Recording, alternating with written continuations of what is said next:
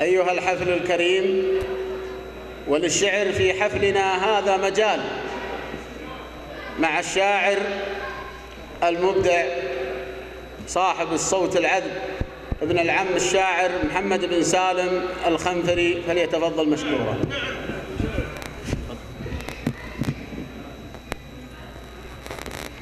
السلام عليكم ورحمة الله وبركاته. مساكم الله بالخير جميع. أولا أبارك لأخوي مبارك بن خالد القريوي على زواجه، وأقول كما قال الرسول صلى الله عليه وسلم: اللهم بارك لهما وبارك عليهما، اللهم بارك لهما وبارك عليهما واجمع بينهما بخير. عندي أبيات مشاركتي قصيدة للشيخ الدكتور خالد القريوي، واستأذنكم بأربع أبيات قبلها.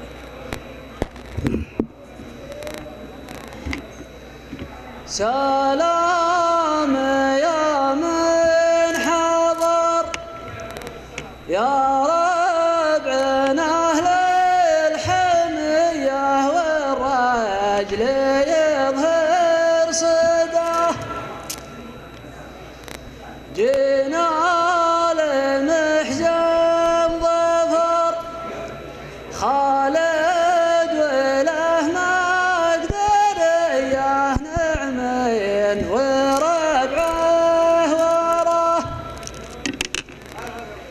من بعد جانا الخبر جوك الخنافر سويه جمعين تهابه عداه.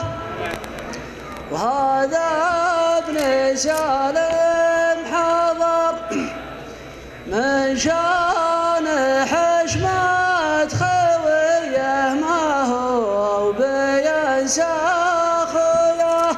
سلامتكم. قصيدة الشيخ خالد القريوي ترحيبية.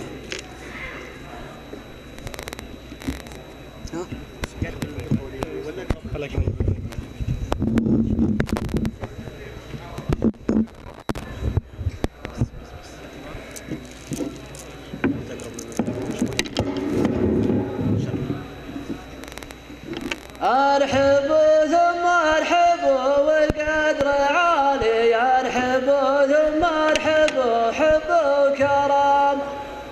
بعدها قال القريوي يوم شالي الفتى ربعه على صدره وسام.